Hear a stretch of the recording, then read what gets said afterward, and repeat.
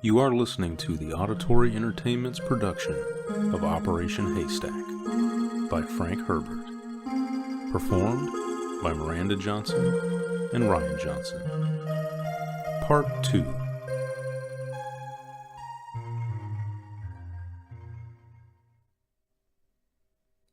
The autobutyl called dinner. Orne changed hurriedly into a fresh lounge uniform, found his way to the small salon across the house. The Bullones were already seated around an old-fashioned bubble slot table, set with real candles. Golden, shardy service. 2 of Merrick's moons could be seen out the window, climbing swiftly over the peaks. "You turned the house," said Orne. "We like the moonrise," said Polly. "It seems more romantic, don't you think?" She glanced at Diana. Diana looked down at her plate. She was wearing a low-cut gown of fire mesh that set off her red hair. A single strand of rhinoc pearls gleamed at her throat. Orne sat down in the vacant seat opposite her. What a handsome woman, he thought.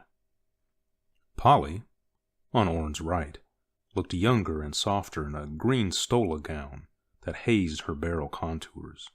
Bullone, across from her, wore black lounging shorts and knee-length kubi jacket of golden pearl cloth. Everything about the people and the setting reeked of wealth, power. For a moment, Orne saw that Stetson's suspicions could have basis in fact. Bullone may go to any lengths to maintain this luxury. Orne's entrance had interrupted an argument between Polly and her husband. They welcomed him, went right on without inhibition. Rather than embarrassing him, this made him feel more at home, more accepted. "But I'm not running for office this time," said Bullone, patiently. "Why do we have to clutter up the evening with that many people just to—" "Our election night parties are traditional," said Polly. "Well, I'd just like to relax quietly at home tomorrow," he said. "Take it easy with just the family here and not have to—" "It's not like it was a big party," said Polly. "I've kept the list to 50. Diana straightened, said, "This is an important election, Daddy. How could you possibly relax? There are 73 seats in question, the whole balance. If things go wrong in just the Alkies sector, why, you could be sent back to the floor. You'd lose your job as... Why, someone else could take over as..." "Welcome to the job," said Bullone. "It's a headache." He grinned at Orne. "Sorry to burden you with this, my boy, but the women of this family run me ragged. I guess from what I hear that you've had a pretty busy day, too." He smiled paternally at Diana. "And your first day out of the hospital." "She sets quite the pace, but I've enjoyed it," said Orne. "We're taking the small flitter for a tour of the wilderness area tomorrow," said Diana. "Lou can relax all the way. I'll do the driving." "Be sure you're back in plenty of time for the party," said Polly. "Can't have—" She broke off at a low bell from the alcove behind her. "That'll be for me. Excuse me, please." "No, don't get up." Orne bent to his dinner as it came out of the bubble slot beside his plate. Meat in an exotic sauce. Syriac champagne. Palocca a samil. More luxury. Presently, Polly returned, resumed her seat. "Anything important?" asked Bullone. "Only a cancellation for tomorrow night. Professor Wingard is ill." "I'd just as soon it was cancelled down to the 4 of us," said Bullone. Unless this is a pose. This doesn't sound like a man who wants to grab more power, thought Orne. "Scotty, you should take more pride in your office," snapped Polly. "You're an important man." "If it weren't for you, I'd be a nobody. And prefer it," said Bullone. He grinned at Orne. I'm a political idiot compared to my wife. Never saw anyone who could call the turn like she does. Runs in her family. Her mother was the same way. Orne stared at him, fork raised from plate and motionless. A sudden idea had exploded in his mind. You must know something of this life, Lewis, said Bullone. Your father was a member for Shargun once, wasn't he? Yes, murmured Orne. But that was before I was born. He died in office. He shook his head, thought, it couldn't be, but... Do you feel all right, Lou? asked Diana. You're suddenly so pale. Just tired, said Orne. Guess I'm not used to so much activity. And I've been a beast keeping you so busy today, she said.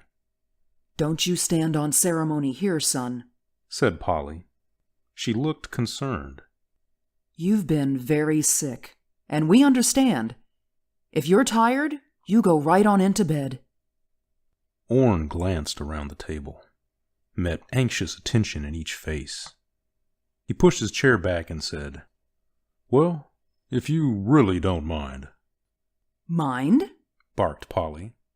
You scoot along now. See you in the morning, Lou, said Diana. He nodded, turned away, thinking, What a handsome woman. As he started down the hall, he heard Bullone say to Diana, Di, perhaps you'd better not take that boy out tomorrow. After all, he is supposed to be here for a rest. Her answer was lost as Orne entered the hall, closed the door. In the privacy of his room, Orne pressed the transceiver stud at his neck, said, Stet? A voice hissed in his ears. This is Mr. Stetson's relief. Orne, isn't it? Yes, I want a check right away on those Nathian records the archaeologists found. Find out if Heleb was one of the planets they seeded. Right. Hang on. There was a long silence then. Lou, this is Stet. How come the question about Heleb? Was it on the Nathian list? Negative. Why do you ask? Are you sure, Stet? It'd explain a lot of things. It's not on the lists. But, wait a minute. Silence. Then? Heleb was on line of flight to Auriga, and Auriga was on the list. We've reason to doubt that they put anyone down on Auriga. If their ship ran into trouble... That's it, snapped Orne. Keep your voice down, or talk sub-vocally, ordered Stetson. Now, answer my question. What's up? Something so fantastic, it frightens me, said Orne. Remember that the women who ruled Heleb bred female or male children by controlling the sex of their offspring at conception? The method was unique. In fact, our medics thought it was impossible until... You don't have to remind me of something we want buried and forgotten, interrupted Stetson. Too much chance for misuse of that formula. Yes, said Orne. But what if your Nathian underground is composed entirely of women bred the same way? What if the Heleb women were just a bunch who got out of hand because they'd lost contact with the main element? Holy moly, blurted Stetson. Do you have evidence? Nothing but a hunch, said Orne. Do you have a list of the guests who will be here for the election party tomorrow? We can get it. Why? Check for women who masterminded their husbands in politics. Let me know how many and who. Lou, that's not enough to... That's all I can give you for now, but I think I'll have more. Remember that... He hesitated, spacing his words as a new thought struck him. The Nathians were nomads. Day began early for the Bullones. In spite of its being election day, Bullone took off for his office an hour after dawn. See what I mean about this job owning you? He asked Orne. We're gonna take it easy today, Lou, said Diana. She took his hand as they came up the steps, after seeing her father to his limousine flitter. The sky was cloudless. Orne felt himself liking her hand in his, liking the feel of it too much. He withdrew his hand, stood aside, said, "Lead on. I've got to watch myself," he thought. "She's too charming." I think a picnic, said Diana. There's a little lake with grassy banks off to the west. We'll take viewers and a couple of good novels. This'll be a do-nothing day. Orne hesitated. There might be things going on at the house that he should watch. But no. If he was right about this situation, then Diana could be the weak link. Time was closing in on them too. By tomorrow, the Nathians could have the government completely under their control. It was warm beside the lake. There were purple and orange flowers above the grassy bank. Small creatures flitted and cheeped in the brush and trees. There was a grumus in the reeds at the lower end of the lake, and every now and then it honked like an old man clearing his throat. When we girls were all at home, we used to picnic here every 8 day, said Diana. She lay on her back in the ground mat they'd spread.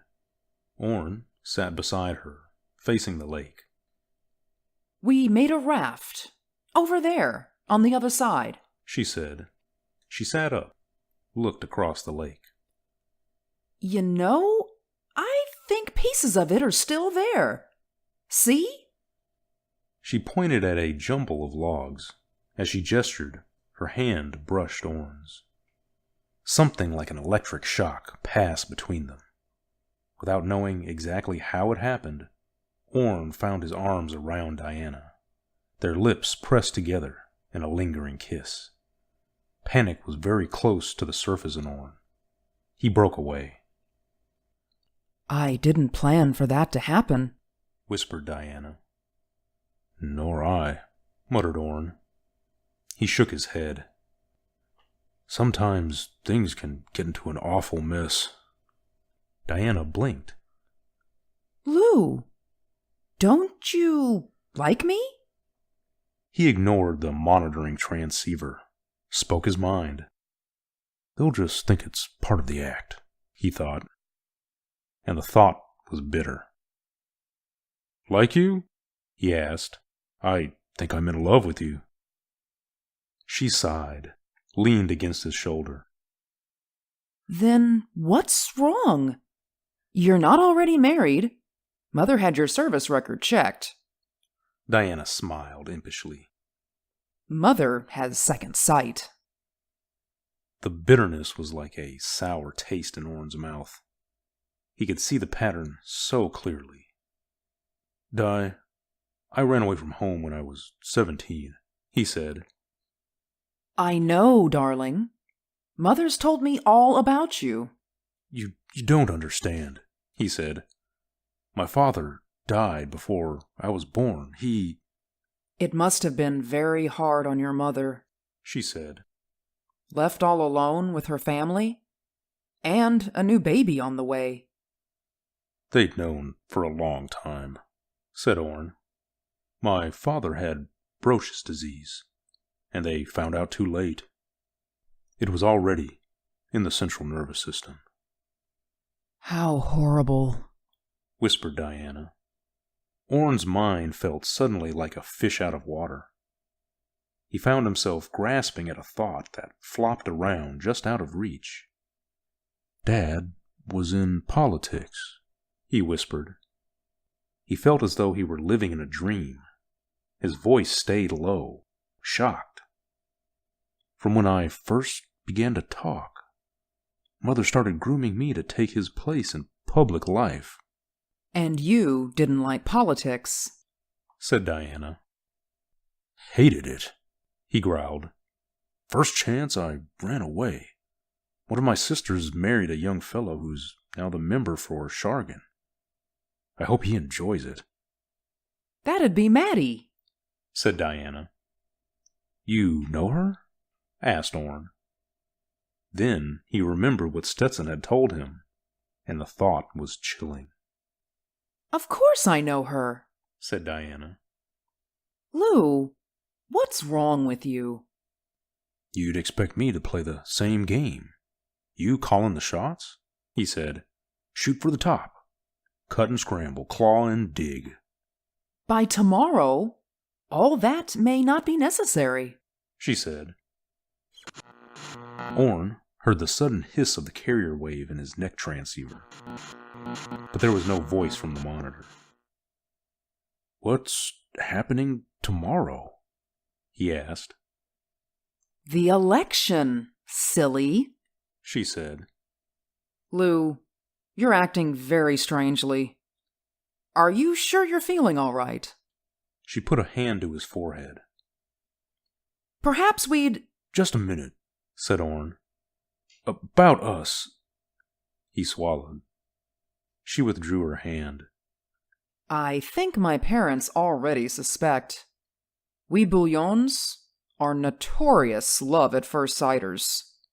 Her over-large eyes studied him fondly.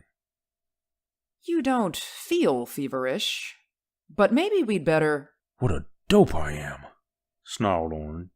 I just realized that I have to be a Nathian too. You just realized? She stared at him. There was a hissing gasp in Orne's transceiver. The identical patterns in our families, he said. Even to the houses. And there's the real key. What a dope. He snapped his fingers. The head, Polly. Your mother's the grand boss woman, isn't she?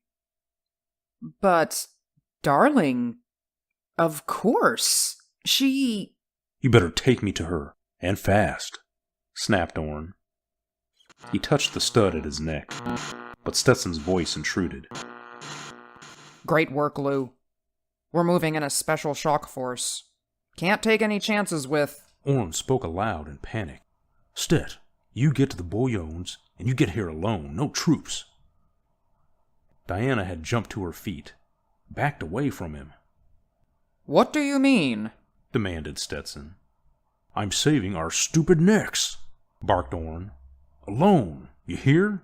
Or we'll have a worse mess on our hands than any Rim War. There was an extended silence. You hear me, Stet? Demanded Orne. Okay, Lou. We're putting the O-Force on standby. I'll be at the Bullones in 10 minutes. Comgo will be with me. And you'd better know what you're doing. It was an angry group in a corner of the Bullones' main salon. Louvered shades cut the green glare of a noon sun. In the background, there was the hum of air conditioning and the clatter of robo-servants preparing for the night's election party. Stetson leaned against the wall beside the divan, hands jammed deeply into the pockets of his wrinkled, patched fatigues. The wagon tracks furrowed his high forehead. Near Stetson, Admiral Spencer, the IA's commander of galactic operations, paced the floor. Comgo was a bull-necked, bald man with wide blue eyes, a deceptively mild voice. There was a caged animal look to his pacing, 3 steps out, 3 steps back. Polly Bullone sat on the divan. Her mouth was pulled into a straight line. Her hands were clasped so tightly in her lap that the knuckles showed white. Diana stood beside her mother. Her fists were clenched at her sides. She shivered with fury. Her gaze remained fixed, glaring at Orne. Okay, so my stupidity set up this little meeting, snarled Orne. He stood about 5 paces in front of Polly, hands on hips. The Admiral, pacing away to his right, was beginning to wear on his nerves. But You better listen to what I have to say. He glanced at the Comgo.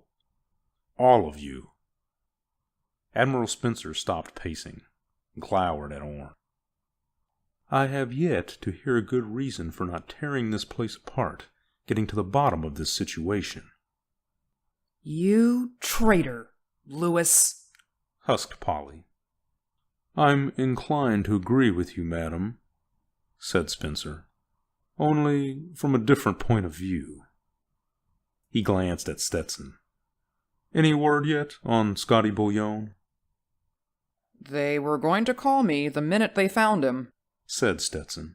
His voice sounded cautious, brooding. You were coming to the party tonight, weren't you, Admiral? Asked Orne. What's that got to do with anything? Demanded Spencer. Are you prepared to jail your wife and your daughters for conspiracy? Asked Orne. A tight smile played around Polly's lips. Spencer opened his mouth, closed it soundlessly. The Nathians are mostly women, said Orne. There's evidence that your womenfolk are among them. The Admiral looked like a man who had been kicked in the stomach. What evidence? He whispered. I'll come to that in a moment, said Orne. Now, note this. The Nathians are mostly women. There are only a few accidents and a few planned males, like me. That's why there were no family names to trace. Just a tight little female society, all working to positions of power through their men.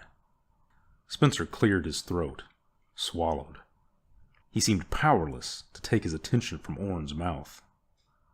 My guess, said Orne, is that about 30 or 40 years ago, the conspirators first began breeding a few males, grooming them for really choice top positions. Other Nathian males, the accidents where sex control failed, they never learned about the conspiracy. These new ones were full-fledged members. That's what I'd have been if I'd panned out as expected. Polly glared at him, looked at the back of her hands. That part of the plan was scheduled to come to a head with this election, said Orne. If they pulled this one off, they could move in more boldly.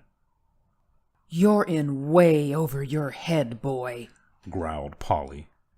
You're too late to do anything about us. We'll see about that, barked Spencer. He seemed to have regained his self-control. A little publicity in the right places, some key arrests, and... No, said Orne.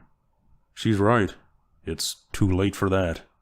It was probably too late 100 years ago. These dames were too firmly entrenched even then. Stetson straightened away from the wall, smiled grimly at Orne. He seemed to be understanding a point that the others were missing. Diana still glared at Orne. Polly kept her attention on her hands, the tight smile playing about her lips.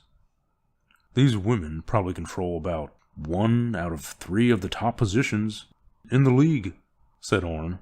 Maybe more. Think, Admiral. Think. What would happen if you exposed this thing? There'd be secessions, riots, sub-governments would topple, the central government would be torn by suspicions and battles. What breeds in that atmosphere? He shook his head. The Rim War would seem like a picnic. We can't ignore this, barked Spencer. He stiffened, glared at Orne. We can and we will, said Orne. No choice. Polly looked up, studied Orne's face. Diana looked confused. Once a Nathian, always a Nathian, eh? Snarled Spencer. There's no such thing, said Orne. 500 years crossbreeding with other races saw to that. There's merely a secret society of astute political scientists. He smiled wryly at Polly, glanced back at Spencer. Think of your own wife, sir. In all honesty, would you be in Comgo today if she hadn't guided your career, Spencer's face darkened. He drew in his chin, tried to stare Orne down. Failed. Presently, he chuckled wryly. Sobe is beginning to come to his senses, said Polly. You're about through, son. Don't underestimate your future son-in-law, said Orne. Ha! Barked Diana. I hate you, Lewis Orne. You'll get over that, Orne said mildly. Oh! Diana quivered with fury. My major point is this, said Orne. Government is a dubious glory. You pay for your power and wealth by balancing on the sharp edge of a blade. That great amorphous thing out there, the people, has turned and swallowed many governments.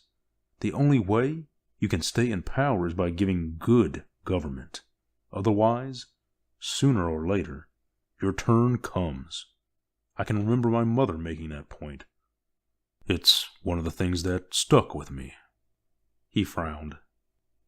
My objection to politics is the compromises you have to make to get elected. Stetson moved out from the wall. It's pretty clear, he said. Heads turned towards him. To stay in power, the Nathians had to give us a fairly good government. On the other hand, if we expose them, we give a bunch of political amateurs, every fanatic and power-hungry demagogue in the galaxy, just the weapon they need to sweep them into office. After that, chaos, said Orne. So, we let the Nathians continue, with 2 minor alterations. We alter nothing, said Polly. It occurs to me, Lewis, that you don't have a leg to stand on. You have me, but you'll get nothing out of me. The rest of the organization can go on without me. You don't dare expose us. We hold the whip hand. The IA could have 90% of your organization in custody inside of 10 days, said Orne. You couldn't find them, snapped Polly. How? Asked Stetson. Nomads, said Orne. This house is a glorified tent. Men on the outside, women on the inside. Look for inner courtyard construction. It's instinctive with Nathian blood. Add to that an inclination for odd musical instruments like the kythra, the tambour, the oboe, all nomad instruments. Add to that female dominance of the family. An odd twist on the nomad heritage, but not completely unique. Check for predominance of female offspring. Dig into political background. We'll miss damn few. Polly just stared at him, mouth open. Spencer said, Things are moving too fast for me. I know just one thing. I'm dedicated to preventing another Rim War. If I have to jail every last one of... An hour after this conspiracy became known, you wouldn't be in a position to jail anyone, said Orne. The husband of a Nathian? You'd be in jail yourself, or more likely, dead at the hands of a mob. Spencer paled. What's your suggestion for compromise? Asked Polly. Number 1. The IA gets veto power on any candidate you put up, said Orne. Number 2. You can never hold more than 2/3 of the top offices. Who in the IA vetoes our candidates? Asked Polly. Admiral Spencer, Stet, myself, anyone else we deem trustworthy, said Orne. You think you're a god or something? Demanded Polly. No more than you do, said Orne. This is what's known as a check and balance system. You cut the pie, we get first choice of whatever pieces to take. There was a protracted silence. Then Spencer said, It doesn't seem right just to... No political compromise is ever totally right, said Polly. You keep patching up things that always have flaws in them. That's just how government is. She chuckled, looked up at Orne. All right, Lewis. We accept. She glanced at Spencer, who shrugged, nodded glumly. Polly looked back at Orne. Just answer me one question. How'd you know I was boss lady? Easy, said Orne. The records we found said the Nathian, he'd almost said traitor, family on Merrick was coded as the Head. Your name, Polly, contains the ancient word pol, which means head. Polly looked at Stetson. Is he always that sharp? Every time, said Stetson. If you want to go into politics, Lewis, said Polly, I'd be delighted to. I'm already in politics as far as I want to be, growled Orne. What I really want is to settle down with Di, catch up on some of the living I've missed. Diana stiffened. I never want to see, hear from, or hear of Mr. Lewis Orne ever again, she said. That is final. Emphatically final. Orne's shoulders drooped. He turned away, stumbled, and abruptly collapsed full length on the thick carpets. There was a collective gasp behind him. Stetson barked. Call a doctor. They warned me at the hospital he was still hanging on a thin thread. There was the sound of Polly's heavy footsteps running towards the hall. Lou! It was Diana's voice. She dropped to her knees beside him, soft hands fumbling at his neck, his head. Turn him over and loosen his collar, snapped Spencer. Give him air. Gently, they turned Orne onto his back. He looked pale. Diana loosed his collar, buried her face against his neck.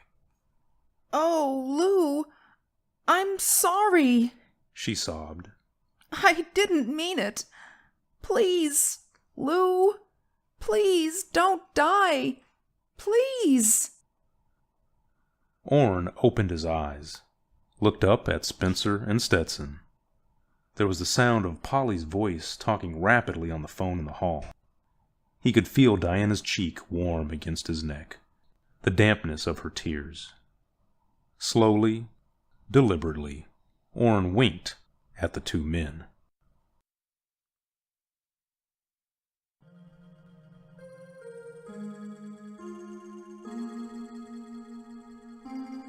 This concludes the Auditory Entertainment's production of Operation Haystack by Frank Herbert. If you've enjoyed this performance, please click the subscribe button. Thank you for listening.